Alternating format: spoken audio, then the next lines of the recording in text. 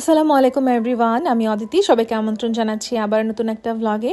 তো আজকের ভ্লগ শুরু করছি আমি শনিবার থেকে। আর এই যে আমাদের এখানে যে কার শোকেজিং হচ্ছে সেখানকার একটু ভিডিও নিয়ে নিলাম। তো আমি যাচ্ছি হচ্ছে ডক্টরের কাছে, কারণ এর আগে বলেছিলাম যে আমি স্কিনের ডক্টরের অ্যাপয়েন্টমেন্ট পাইনি। তো লাকিলি আমি শনিবার দিন পেয়ে গিয়েছি। তো আমি আসলে লাঞ্চও করতে পারিনি, এই জন্য ভাবলাম যে রাস্তায় কিছু কিনে নিব। আর বেস্ট অপশন আমার কাছে পপলারই মনে হয়, এই জন্য আমি উত্তরার যে পপলারটা সেখানে চলে আসছি আমার জন্য একটা ব্রেড আর একটু কফি নেওয়ার জন্য। তো কফি বানাতে একটু সময় লাগছিল, তো এই ফাঁকে আমি হচ্ছে একটু ছোট্ট করে ভিডিও নিয়ে নিলাম এই ক্যাফেটার। এই পপলারের ব্রেড খাওয়ার কি একটা নেশা যে আমার লেগে গেছে, যা মানে আমি নিজেই বুঝতে পারছি না। মানে পপলারের সামনে দিয়ে গেলেই আমি নিজেকে আর কন্ট্রোল করতে পারি না, ভিতরে ঢুকে একটা না একটা ব্রেড আমার কেনাই লাগে। কারণ ব্রেডগুলো এত সফট আর এত টেস্টি হয়, কি বলবো। তো মানে আমি ডক্টরের কাছে যাচ্ছিলাম আর হচ্ছে মনে মনে বলছিলাম এই আমার মানে লাস্ট, আমি এরপর 1 মাসের জন্য এই সমস্ত কোনো কিছুতে হাত দিব না। 1 মাস আমি একদম স্ট্রিক্ট ডায়েট ফলো করব, দেখা যাক কি হয়। তো আমি এখন যাচ্ছি আমার আম্মুর বাসায়, আম্মুকে নিয়ে দেন ডাক্তারের কাছে যাব। কারণ হাজব্যান্ড প্রচুর ব্যস্ত, সে তার ভার্সিটিতে সকালে যায়, আসে রাতে। কারণ তাদের এখন কনভোকেশনের প্রিপারেশন চলছে, ওখানে আবার তিনি অ্যাসিস্ট্যান্ট মার্শালের দায়িত্ব পেয়েছেন, এই জন্য তার প্রচুর কাজের দায়িত্ব চাপ। এই জন্য আসলে তাকে আমি আর প্যারা দিচ্ছিলাম না, এই জন্য ভাবলাম যে ঠিক আছে ডাক্তারই তো দেখানো, আম্মুকে নিয়ে যাব। তো আমি এখন চলে যাচ্ছি আম্মুর বাসায়। এই যে আমার ভাই আমার আম্মুকে আগিয়ে দিতে আসছে, তা আম্মুকে নিয়ে আবার রওনা দিয়ে দিলাম। এরপর আসলে আমি আর কোনো ভিডিওস নিইনি, কারণ ওই যে আমি পারি না নিতে। তো নিজের কমফর্ট জোনের ভিতর থেকে আমি যতটুকু নাকি ভিডিও নিতে পেরেছিলাম। তো এনিওয়েজ, এটা হচ্ছে তার পরদিনের ভিডিও।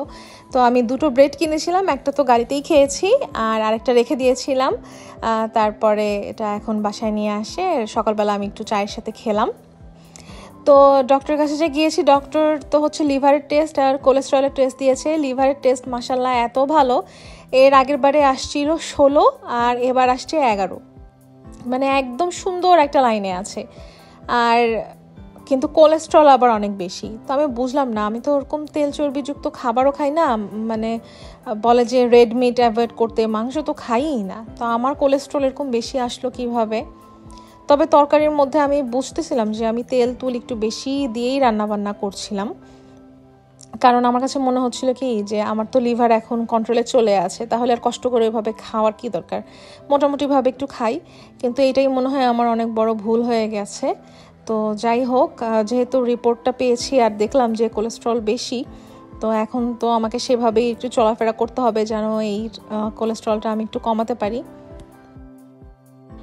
তো আমি আসার সময় আবার একটা চাল কুমড়া কিনে নিয়ে এসেছিলাম। আমার এই চাল কুমড়া তারপরে লাউ এইসব তো খেতে খুবই ভালো লাগে। তো এখন আমি চিন্তা করছি যে মানে একটু হালকা পাতলা তরকারি এইসব একটু মানে খাবো। তো আজকে হচ্ছে অ্যাঙ্কর ডাল দিয়ে এই চাল কুমড়াটা রান্না করব, সাথে ডিম দিব। তো তেল পরিমাণ আমি খুবই কম রেখেছি, একদমই কম, যেটা আপনারা ভিডিওর মধ্যে দেখলেই বুঝতে পারবেন যে এত কম তেল। কিন্তু অবিশ্বাস্যকর বিষয় হলো, যখন আমি ওটা খাচ্ছিলাম আমার কাছে মানে তেল যে কম এই জিনিসটা আমার একদম ফিলই হচ্ছিল না। আমার মনে হচ্ছিল যে নর্মাল তরকারি যেরকম হয় না, একদম ওরকমই। তো তেল কম দিয়ে রান্নাটা একটু ডিফিকাল্ট হয়, যেমন মশলাটা কষানো একটু ট্রিকি হয়ে যায়। যেমন তেল থাকলে খুব স্মুথলি মশলাটা কষানো যায়, কিন্তু তেল কম থাকলে মশলাটা ওরকম মানে স্মুথলি আসলে কষানো যায় না, এটাই একটা ঝামেলা। আর তাছাড়া অন্য কোনো ঝামেলা নাই। তবে সেক্ষেত্রে হচ্ছে একটু পানি দিয়ে দিয়ে মশলাটাকে ভালো মতো একটু কষিয়ে নিলেই ব্যাস, মশলার যে কাঁচা গন্ধটা থাকে ওটা চলে যায়। তারপর রান্না করার পর তরকারি একদম নর্মাল। তো আমি এখন থেকে চিন্তা করেছি একেবারে কম তেলে সবসময় রান্না করব। কমসে কম আমি 1 মাস ইনশাল্লাহ, আল্লাহ যদি বাঁচায় রাখে, তাহলে 1 মাস ট্রাই করে দেখব যে কি হয়। তাহলে আমি আসলে প্যাটার্নটা বুঝে ফেলবো যে আমাকে কিভাবে চলতে হবে আর না চলতে হবে। আর ফিজিক্যাল এক্সারসাইজ তো আছেই। তো আমার না এই জিনিসটাই রেগুলার হয় না, কারণ একা নেমে যে হাঁটবো না, আমার না ওটা ভালোই লাগে না। আর অপুর দেবরের বিয়ে ছিল, অপু অনেক ব্যস্ত ছিল, তো সেও আর হাঁটতে বেরোতে পারে নাই, তো ওই সাথে সাথে আমারও হাঁটা বন্ধ ছিল। তো এখন ভাবছি যে না, এটা আবার শুরু করা লাগবে। তো যাই হোক, এখানে আমি 2 চা চামচের মতো তেল দিয়ে নিয়েছি। এর মধ্যে আসলে পেঁয়াজটা ভাজা ভাজা করছি। এই যে দেখেন একটুকু তেল নাই, মনে হচ্ছে যেন সব তেল গায়েব। তারপর একটু বেশি করে পানি দিয়ে এখন যত মশলা আছে সব কিছু দিয়ে তারপর এটাকে ভালোভাবে আমি একটু ভুনিয়ে নিব। তো ওইটা একটু পানি দিয়ে এটাকে ভুনাতে হয়, তাহলেই দেখা যাবে যে মশলার কাঁচা গন্ধটা কেটে যায়। তারপর তো সবজি দিয়ে ওটাকে আবার ভুনালেই হয়ে যায়। মানে তরকারিটা যখন রেডি হয়ে যায় তখন বোঝার উপায় নেই যে এটার মধ্যে তেল কম বা কোনো কিছু মশলা কম।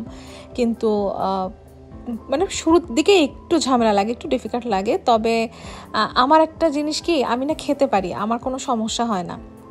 এটা সম্পূর্ণটা আপনার উপরে যে আসলে আপনি নিজেকে কিভাবে কি দিয়ে অভ্যস্ত করেন। তা আলহামদুলিল্লাহ আমার একটা দিক আছে, আমি মানে খেতে পারি। শুধু মাছ মাংসটাই আমি খেতে পারি না, এ বাদে হচ্ছে যে কোনো কিছুই আমি খেতে পারি আলহামদুলিল্লাহ। এতে আমার সমস্যা হয় না একেবারেই। যে কোনো জিনিস না গরম গরম খেলে খুব ভালো লাগে। তো এই খাবারগুলো যেহেতু একটু তেল কম মশলা কম, তো এগুলো না গরম গরম খাবেন, দেখবেন খেতে অনেক বেশি ভালো লাগে। যাদের এই সমস্যাটা বা যারা ডায়েট করতে চান, বা এই খাবারটা কিন্তু PCOS এর জন্যও কিন্তু অনেক ভালো। একদম তেল কম, তারপরে হাই প্রোটিন একটা খাবার, ডাল আছে, ডিম আছে, তো সব দিক দিয়ে এই খাবারটা অনেক বেস্ট।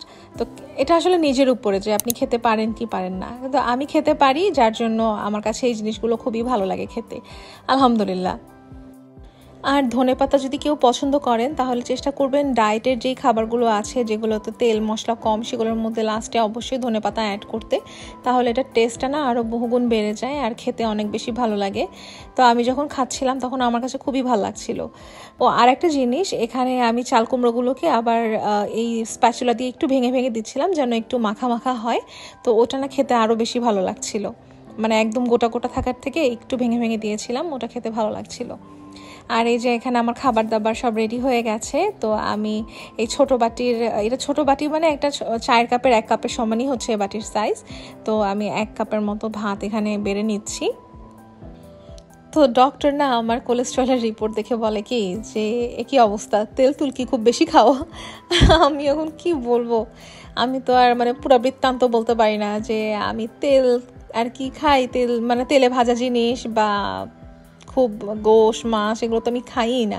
তো আমার কেন এত কোলেস্ট্রল আসলো আমি আসলে এটাই নিজেই বুঝতে পারছিলাম না।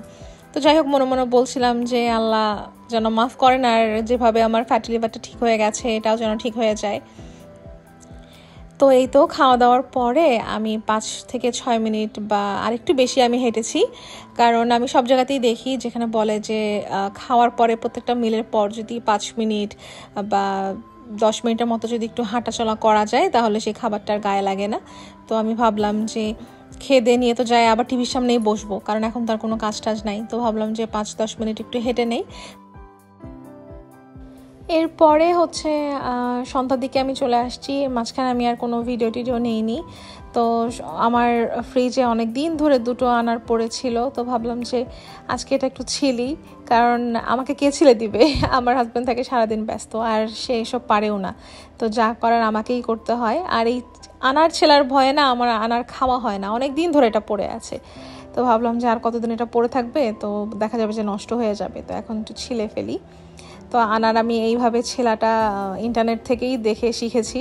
তো আসলে আমি আমার ম্যাক্সিমাম কাজের জিনিসই আমি ইন্টারনেট থেকেই শিখি, আর মায়ের কাছ থেকে তো শিখেইছি। তো এইভাবে আনার না খুব তাড়াতাড়ি ছেলা হয়ে যায়। এই যে দেখেন সবই পড়ে গেছে, তো গায়ে গায়ে হালকা কিছু লেগেছিল, ওগুলো জাস্ট একটু আলাদা করে ফেলা আর কি।